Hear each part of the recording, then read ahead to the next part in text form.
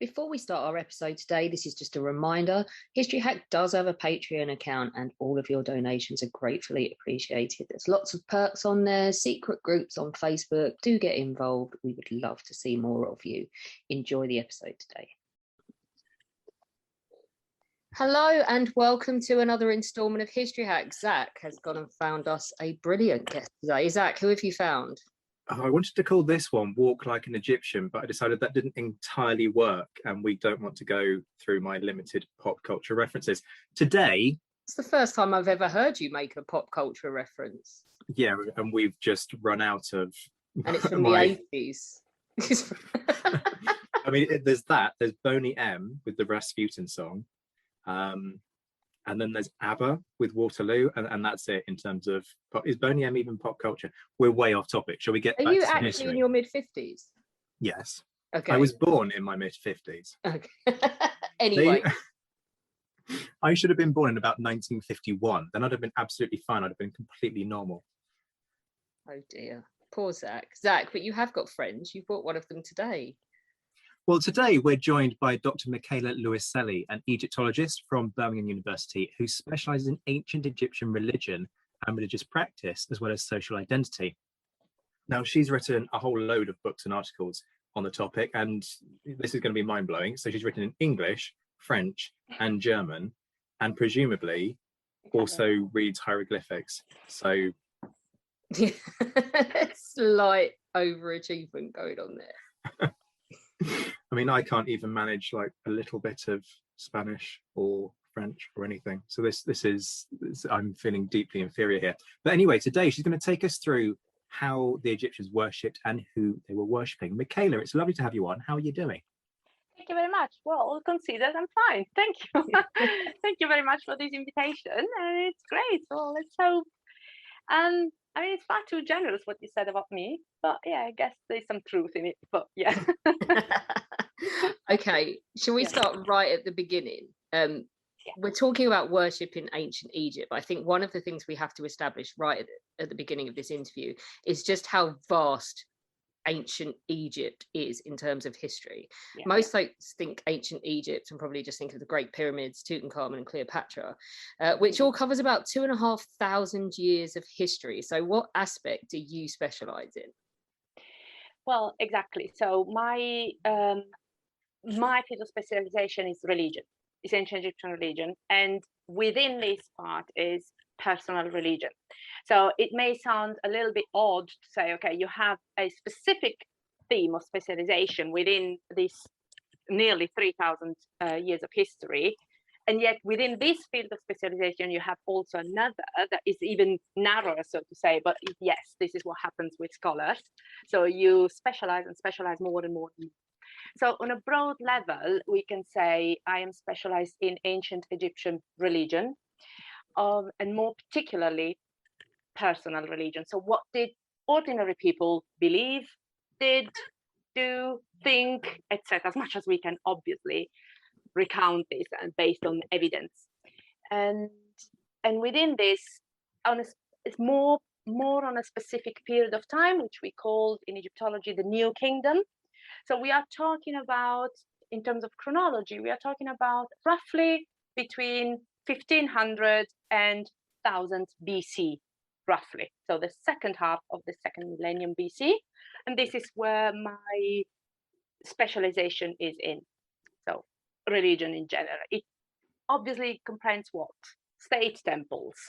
What was the so-called state religion? What do we know about the kings? What do we know about the big text, etc.? What do the official monuments tell us about the religion system?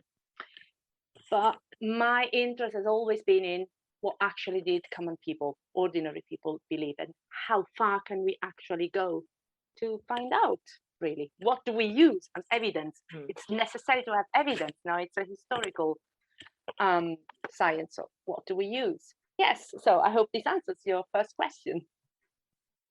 So how does religion work in this period? Because we're looking at a system that, I mean, my first reaction was to call this a polytheistic religious system, i.e. more than one god, but I'm not entirely sure that that's the right term to use. So talk us through how religion works. Yeah, no, that's absolutely correct. we are definitely looking at more than one god. And Zach, you actually mentioned the correct word. It's polytheism, which is an ancient Greek word that means many gods, so numerous gods. So, and this is the first thing that clearly differentiates ancient Egyptian religion from Christian religion, Jews, and Islam.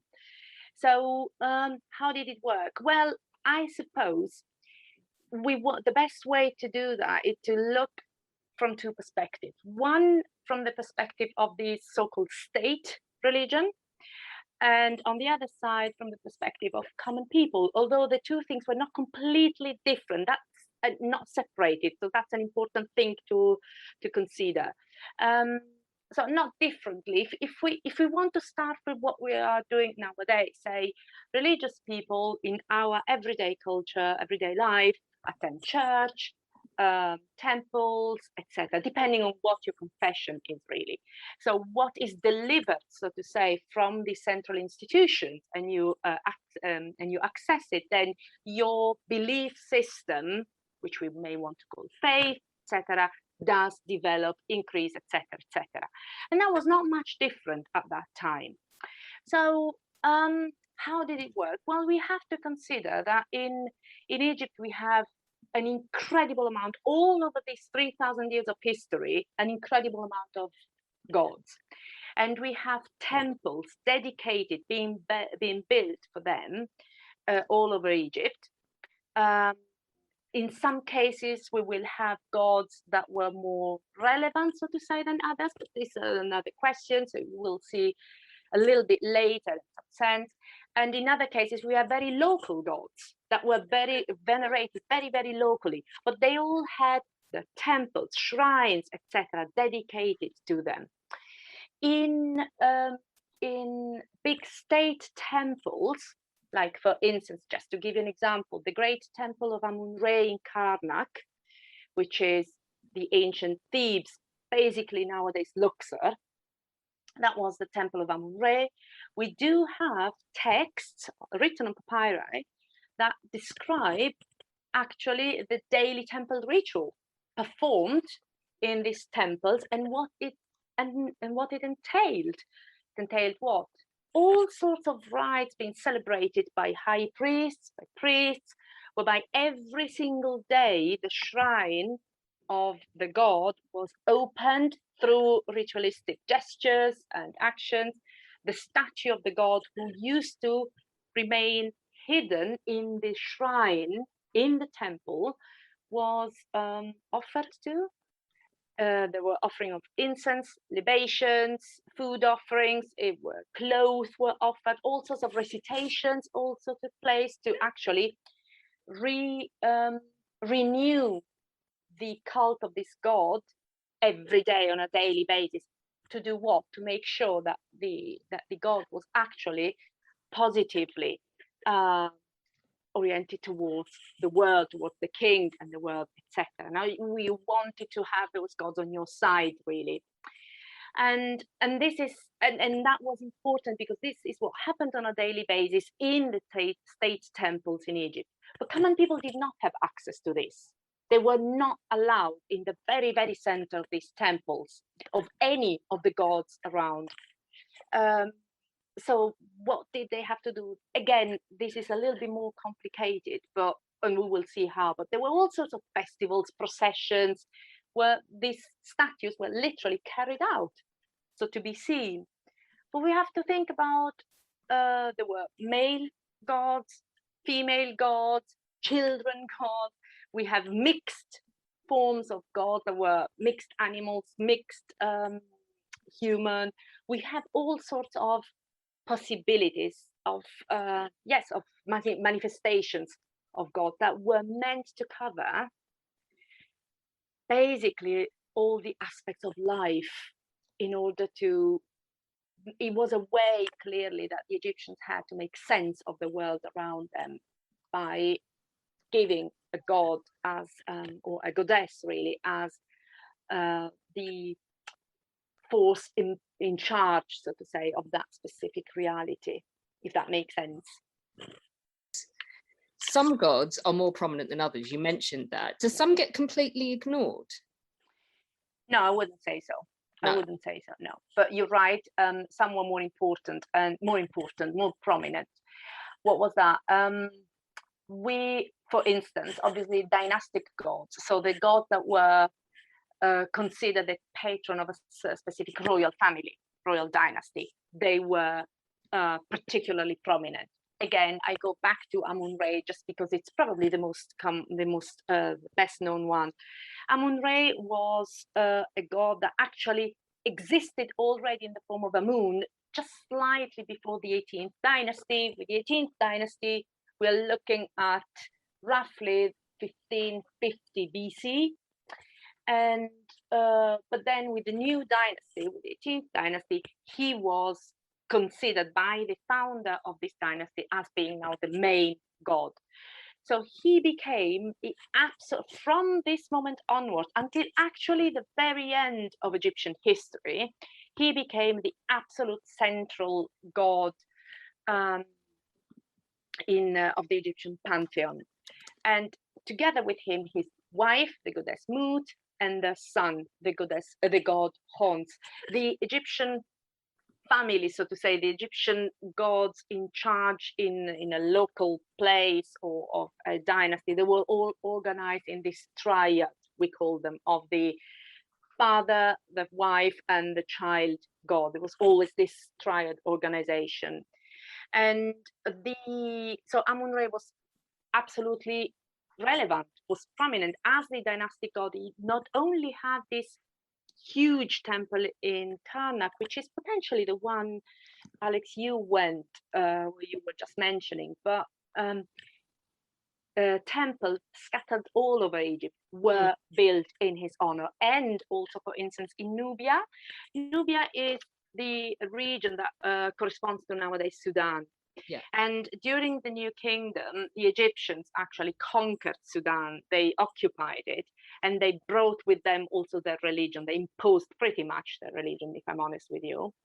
And they built in temples also dedicated to Amun-Re, and that was a way to culturally control, obviously, those places. So you do have for Amun-Re temples all over the countries. You have funerary temples for the kings that were associated to the cult of Amun. But you also have in the single regions of the country, which we call in Egyptology nomes. This is again comes from ancient Greece. They had their local gods, pretty much local gods with the local shrines that were obviously the point of focus, I would say, more of common people on an everyday basis, rather than the big state temples. But they did not surge at the level of relevance of an Amun-Re, for instance. But that said, I would not say they were ignored. That's not how it worked. But interestingly, the cult of a god like Amun-Re, which was obviously performed by high priests, etc., entailed also the development of this priest and the power that then became politically quite, like a clergy really, politically quite strong and dangerous for the power of the king. So it's all sorts of aspects that are linked really to the cult of a god beyond the pure belief. I was going to ask about that actually. Is this kind of a state-sponsored religion? Because you've got these vast temples, the money has to come from somewhere. Mm-hmm. So presumably there's investment from the royal treasury to build these vast complexes. Is that fair? Absolutely. So it is correct what you're saying, absolutely correct. But you have also to consider that, for instance, these temples were also proper economic centers. So around these temples, they were all granaries, they were workshops linked to that. So you don't have to, we have to detach ourselves. And I'm talking here about these great state temples, yes? We have to detach our view of them that just houses of a god. That was the Egyptian term, actually, the house of the god. It was much more than this. By this, so the inclusion of these granaries, for instance, allowed for storage of food, of grain, etc., that was then redistributed to the population, and workshops, etc., that were also produced work, etc. So it was it was beyond the pure religious thing. And that's why then obviously also the power of these priests comes into place also in this occasion, for instance. But yes, so you're perfectly right. So there were, interestingly, so there were all sorts of, consider, for instance, much of the imperialism that we have in Egypt in the New Kingdom towards Syria, Palestine, and Nubia was actually meant to, one of the many aspects were actually to ensure access to gold mines, to turquoise mines, etc., that were again precious materials needed for their temples, for their own tombs of the kings, etc., etc. But that was absolutely an essential aspect. Now, why?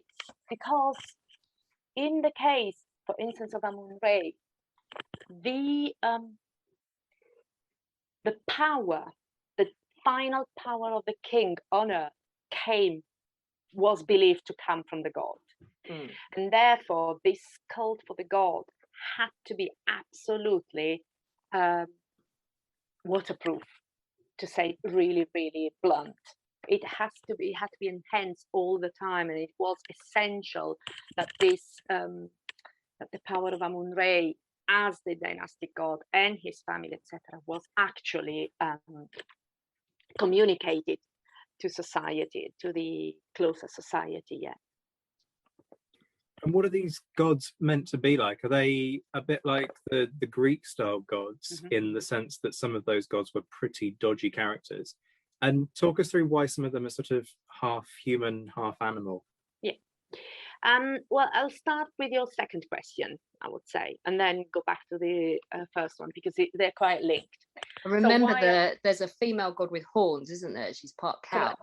Yeah, that is Hathor, correct. Yeah, the goddess Hathor. Yeah, correct. Or we have, for instance, a quite famous one is Anubis, who has a male god with the jackal head.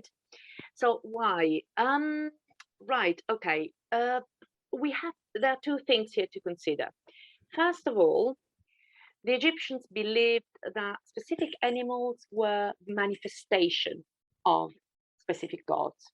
So, for instance, if I go to Anubis, the Egyptian believed that in the jackals they used to see around the cemeteries in the Western desert, that was the manifestation of the god Anubis.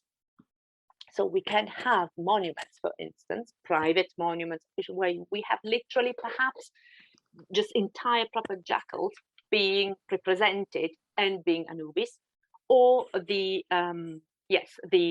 half male, half head with a jackal. Now Anubis was actually, for instance, he was venerated. His cult center was in Abydos, which is in Middle Egypt, on the west bank of the River Nile. And he then became the god of the mummification. So it was obviously was clearly linked to the funerary beliefs. Why representing them half human, half animal?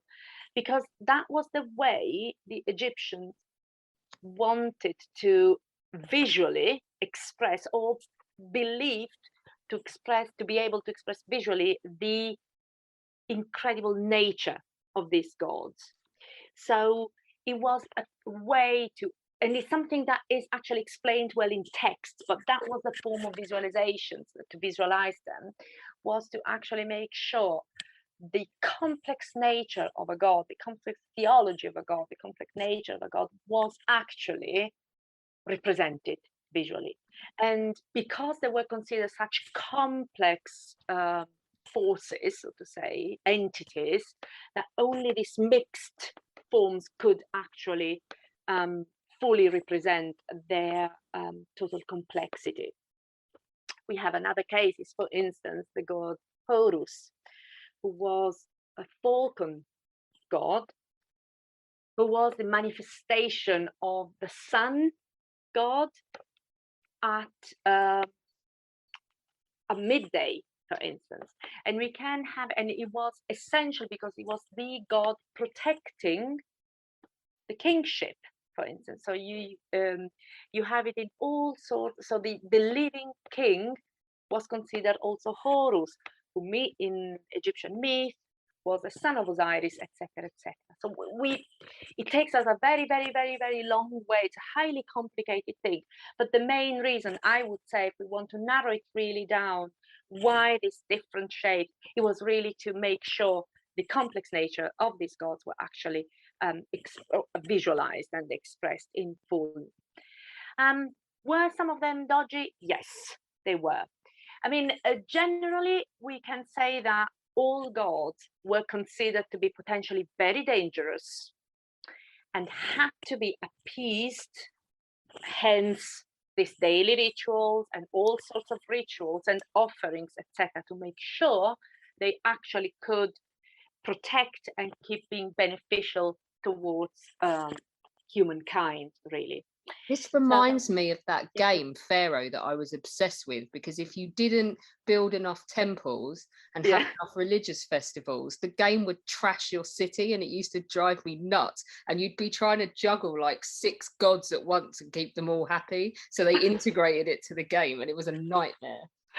I don't know that one. Yeah, it's like a where you build your own ancient civilization, and you start with a few huts by a river, and that's fine. But by the time you've got a massive city and they're building pyramids, you've got all these gods smiting your city if you don't have enough festivals and stuff. No, but it's not far away, actually. Very time consuming. But it's not far away, actually, in some respects. So, but this is the very essence why all this cult had to be actually constantly performed. So, for instance, one case which is quite striking, in my opinion, is the case of the goddess Sekhmet. The goddess Sekhmet was a lioness goddess. And now I'm not going into the complexity of the myth because that would be boring. But to cut a long story short, Sekhmet was represented as a lioness or a female with lion head.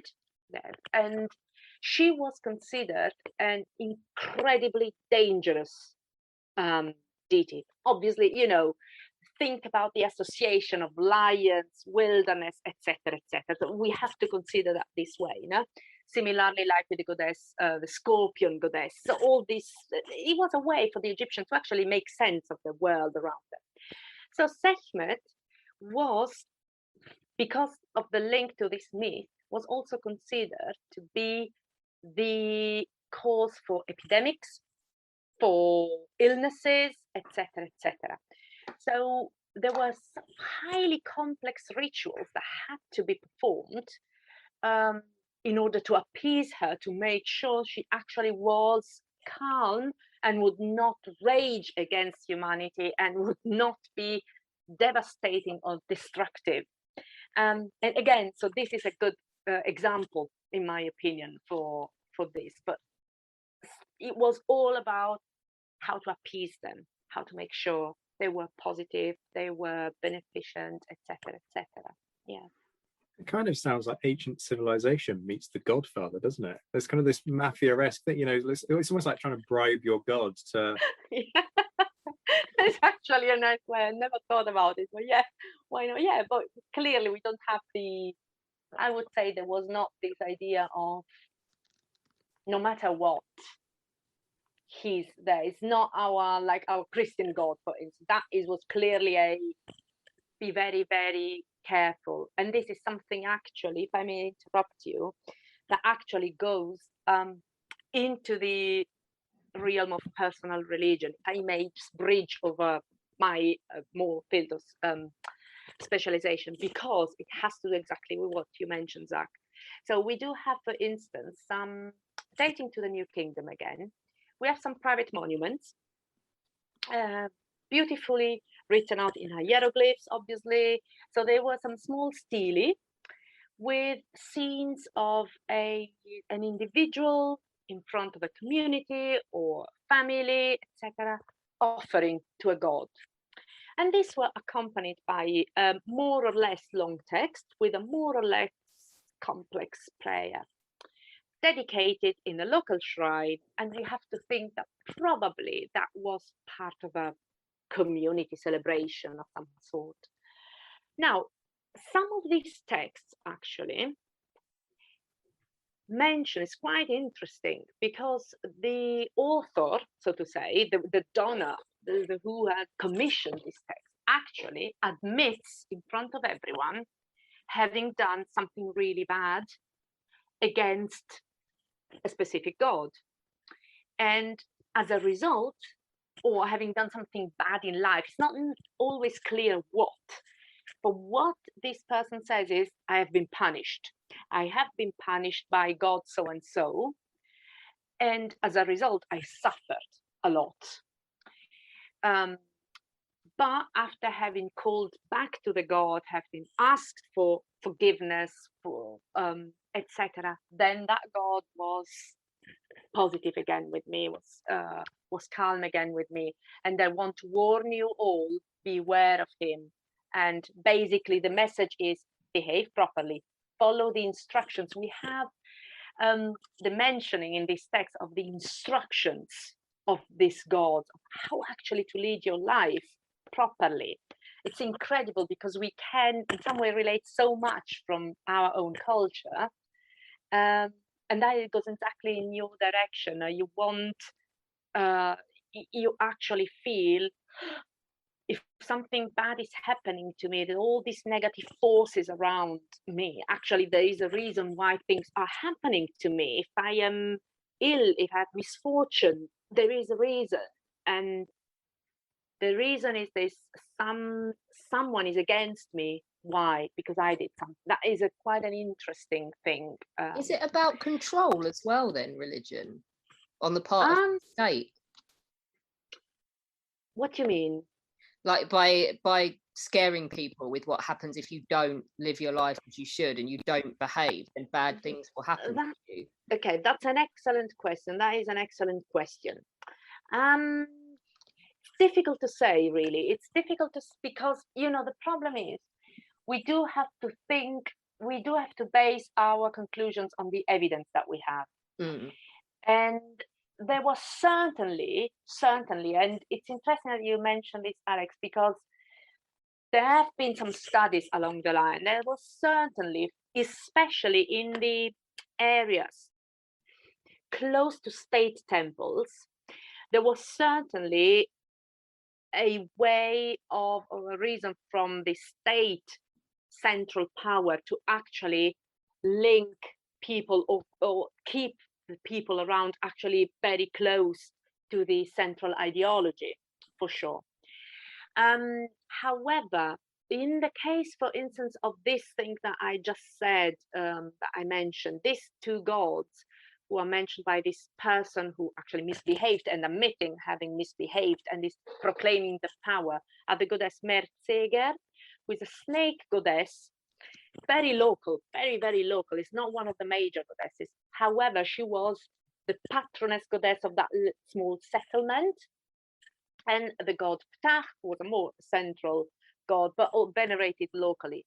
So it could be that the local priesthood actually wanted in some way to guide to guide, to exercise some form of control on the life of people. That is absolutely possible. Very tricky to prove based on evidence, very tricky if you see what I mean.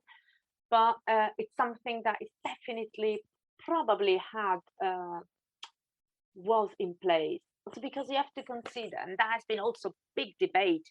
We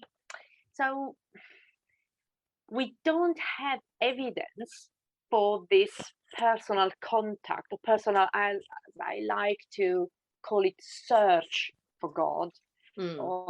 Not everywhere in Egypt. Many places across the whole Egyptian history, with some peaks of the resources in some places.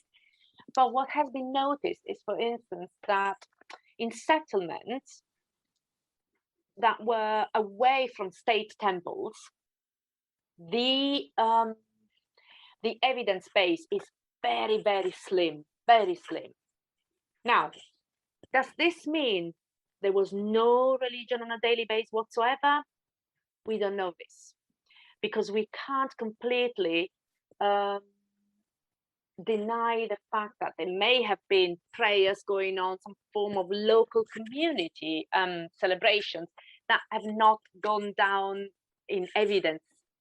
So the fact that we don't have any written or visual sources doesn't mean, a lack of evidence doesn't mean a lack of reality, but we can't prove it.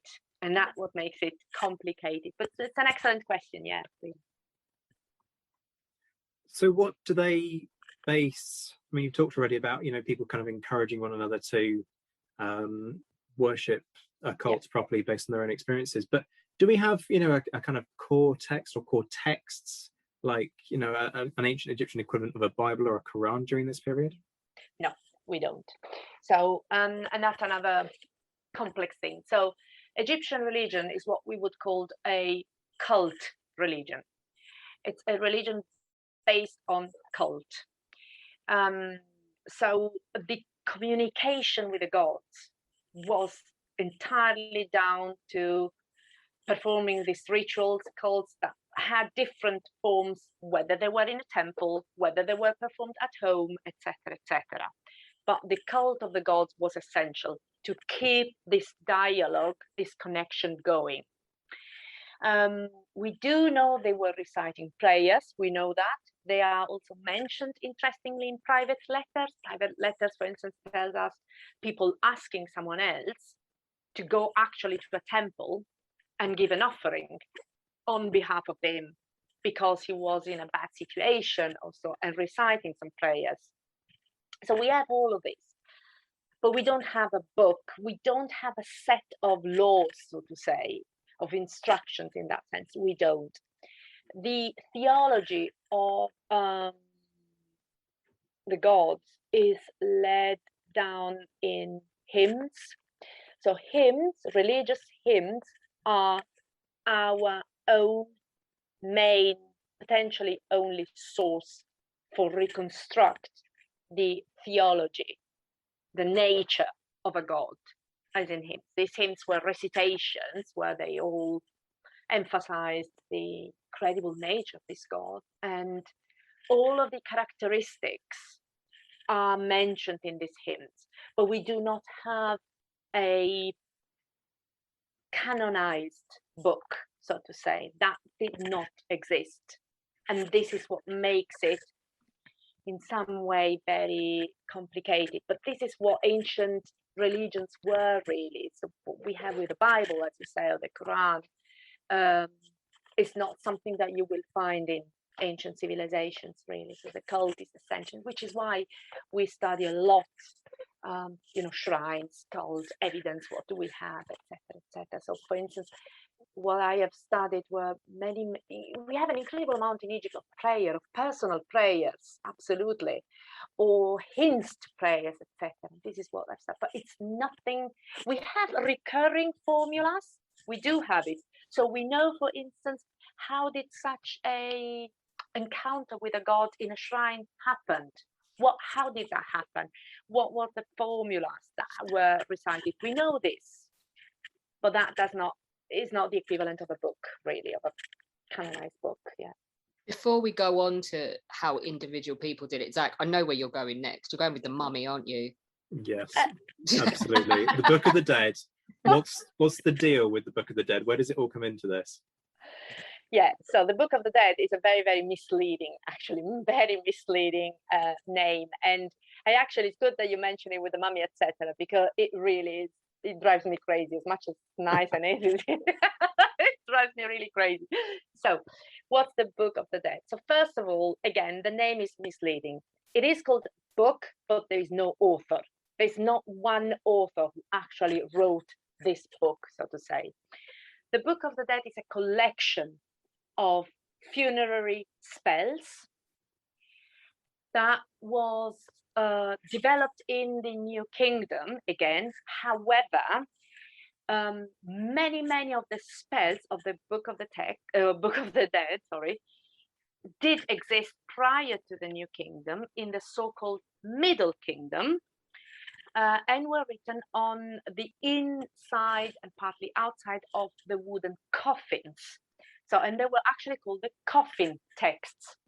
Now, there has been a tradition of, transmission of these formulas that then eventually were put together in these long papyrus rolls and this collection of funerary spells given to the dead in the New Kingdom to allow them, to empower them really in the journey in the afterlife.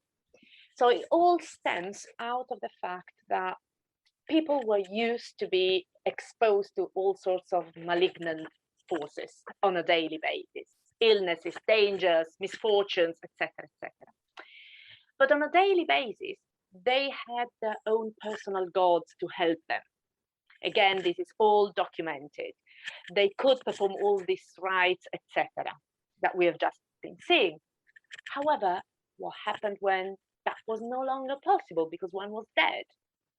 So these formulas, so the idea was that in the afterlife, these malignant forces took the shape of demons.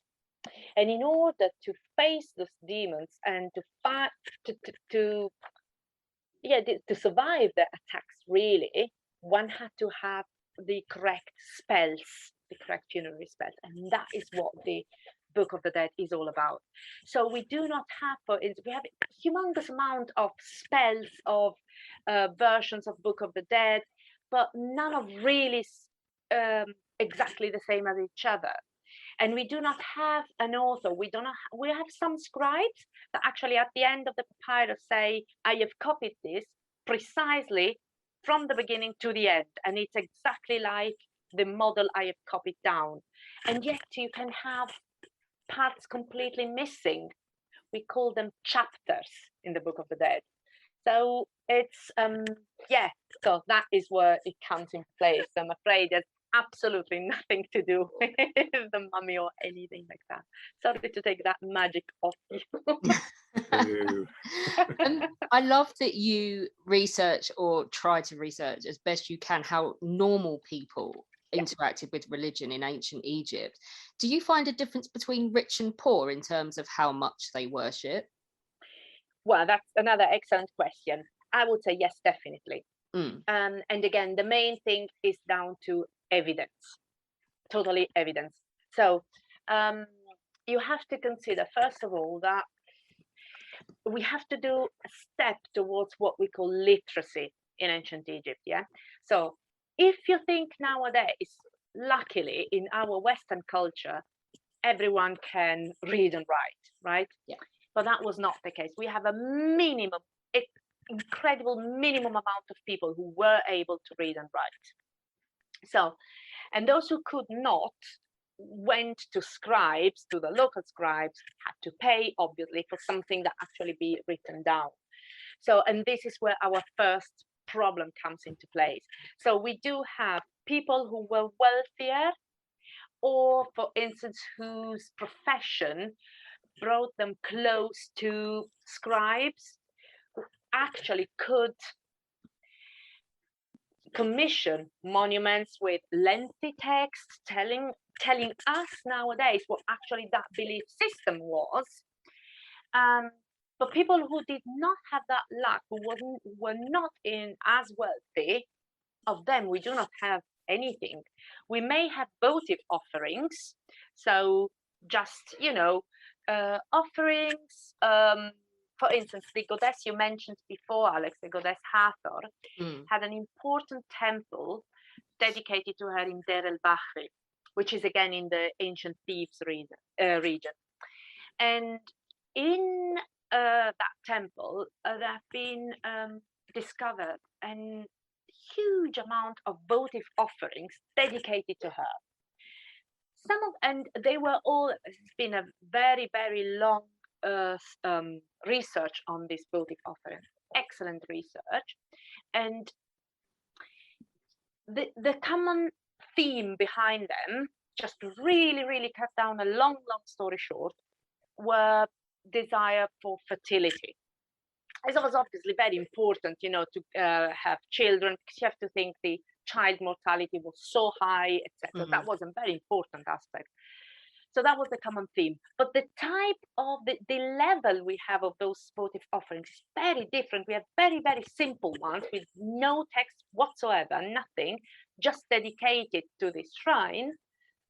Probably they would cost very little, as opposed to actually lengthy text, monuments, complicated, which clearly are the reflection of wealthy people. So again, we definitely a difference, but a difference that is down to what was the accessibility of sources to actually be able to express one's religiosity or one's request to a god. And again, how much did people who were not, and that is my thing, how did people who were not necessarily out of the profession, how were they aware of this religious system? Think about, for instance, children. This is something I've researched on, which I really got quite passionate about. Children are what we could call in archaeology a voiceless social category. We have nothing. We have some, if we are lucky, we have some toys, fine. But what we know about children is filtered from the adult perspective. So we can find them represented on monuments, for instance, with their family members. But again, what did they actually know? How did they actually learn about these things? And yet at some point, these children became adults and they could actually express their own religiosity. So what are the steps behind? And then what can we consider? We have to immerse ourselves in their daily life. For instance, in an average settlement where there was a high level, again, of child mortality, illnesses of all sorts of kinds, malnutrition, we know that there were doctors, so to say, that came and performed some, we have magic papyri with magical spells that were recited over an ill person. So we can think that where clearly they did witness this kind of things. And in these magical spells, gods were called in, for instance. So they listened to these spells clearly.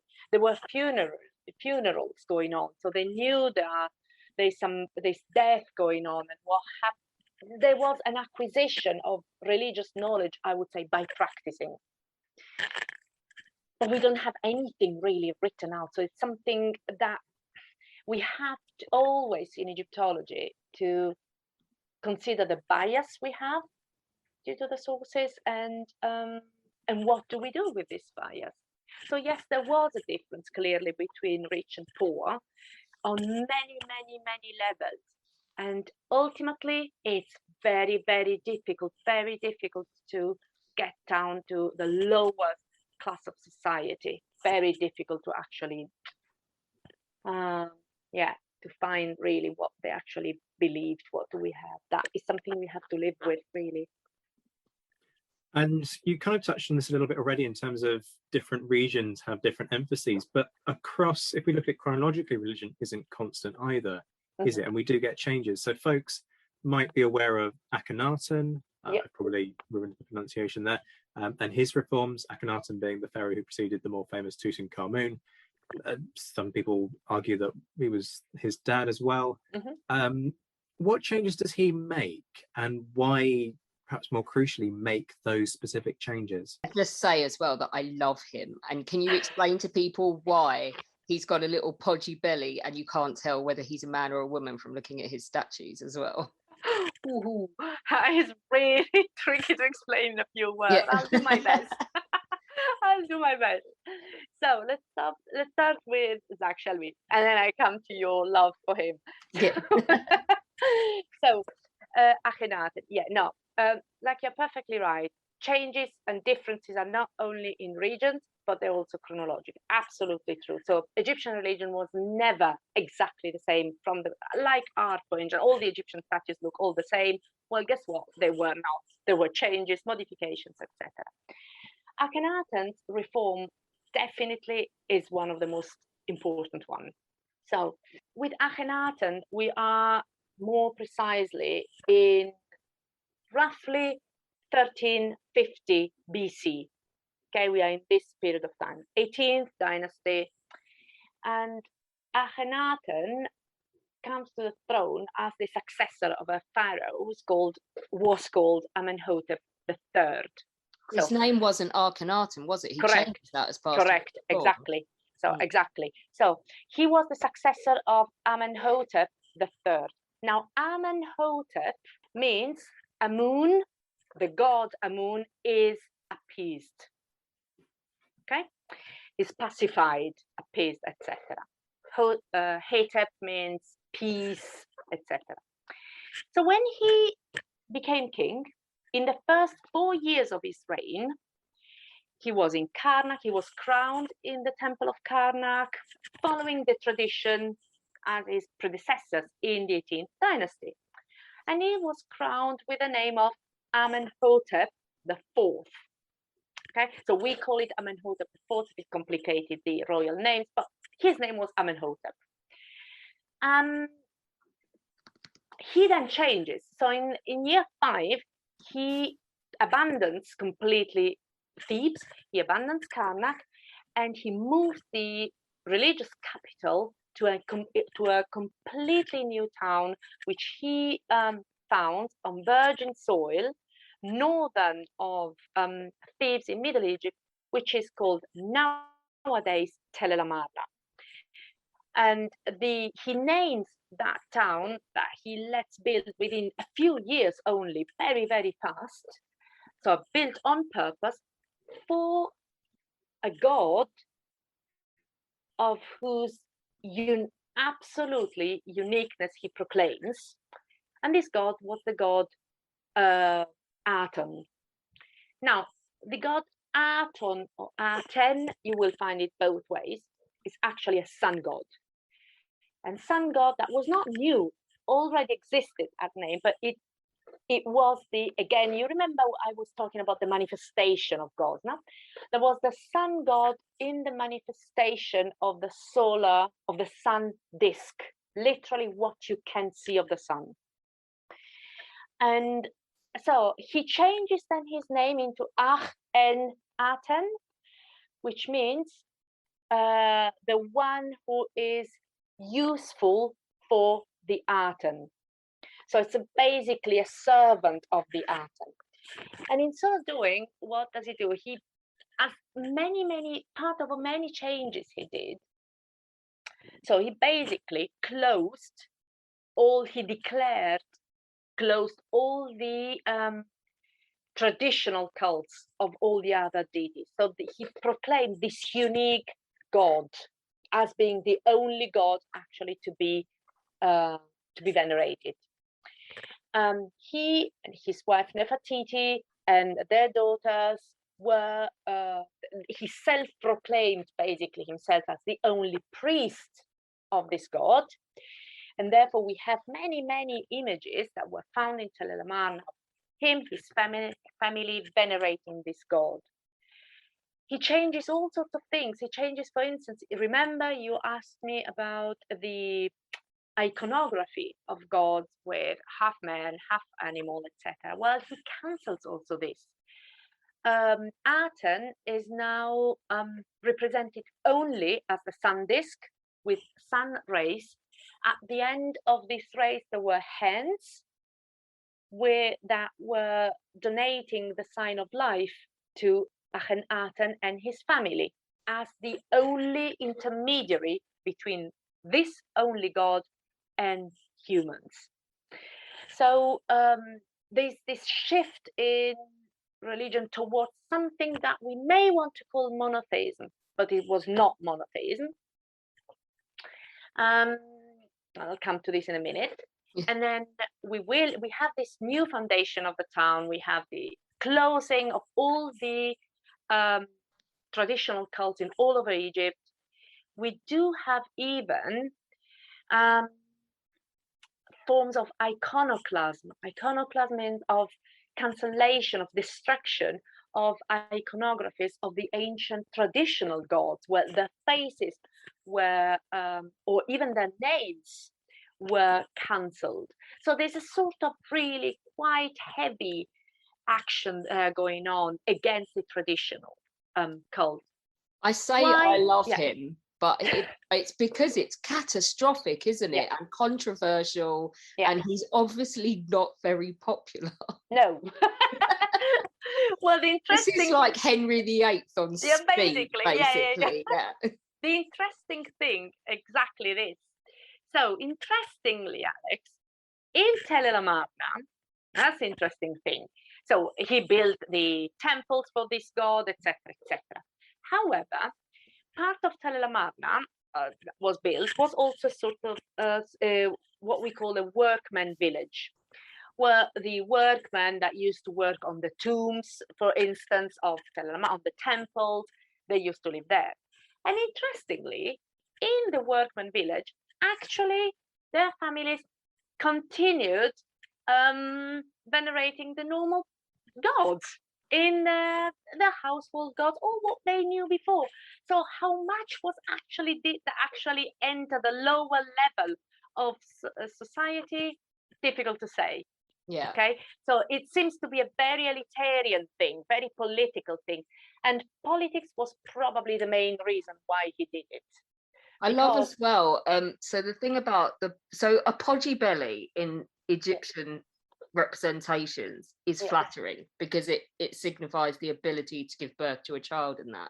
And he even, like, talking about Henry VIII, he had an ego, but my God, so Akhenaten basically was pimping himself out as everything to everybody, wasn't he? So he was male and female, and that's why he has very metrosexual features and a podgy belly in his statues. Yeah, well, we can possibly that could possibly, his iconography is definitely something striking. Absolutely, it's completely different.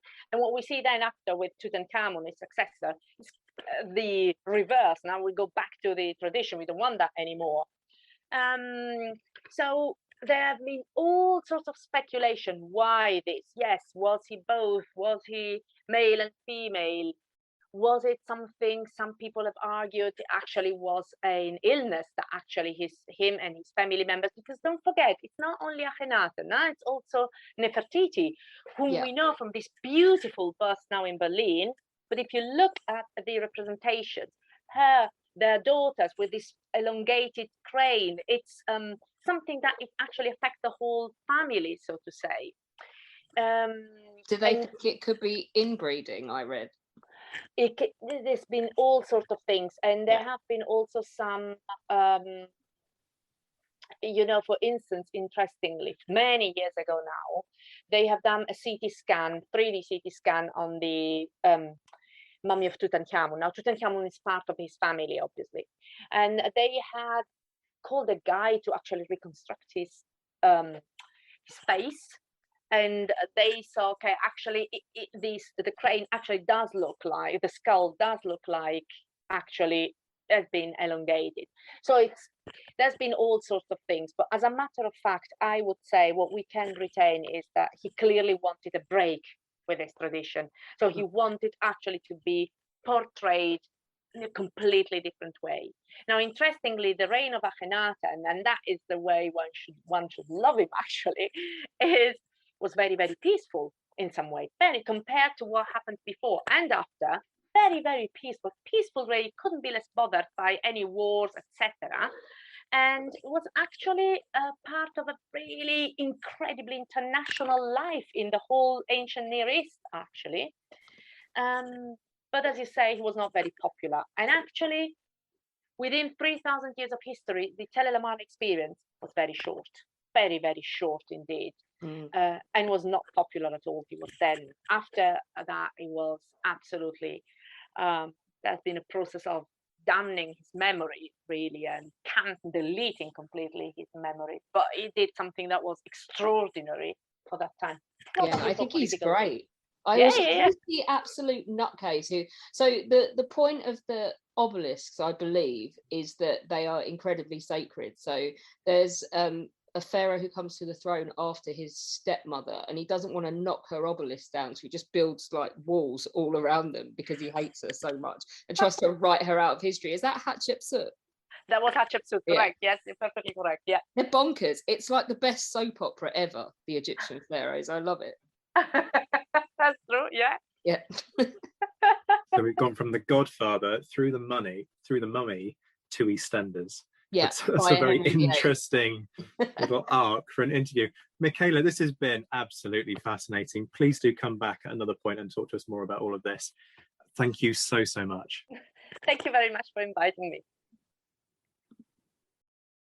When our guests join us to talk about their work and their new book, the 45 minutes or so they spend with us is just a taster of all their efforts. So to this end, we have launched our very own bookshop on bookshop.org, where you can find our guests' latest and greatest books. You can support them, and you can support History Hack too. 10% of every sale via our bookshop supports the podcast and allows us to keep at it and bring you more amazing guests. You can find our bookshop at bookshop.org/shop/History Hack, or just search on bookshop.org for us under the shops bit. Thank you for your continued support, and here's to your next great book.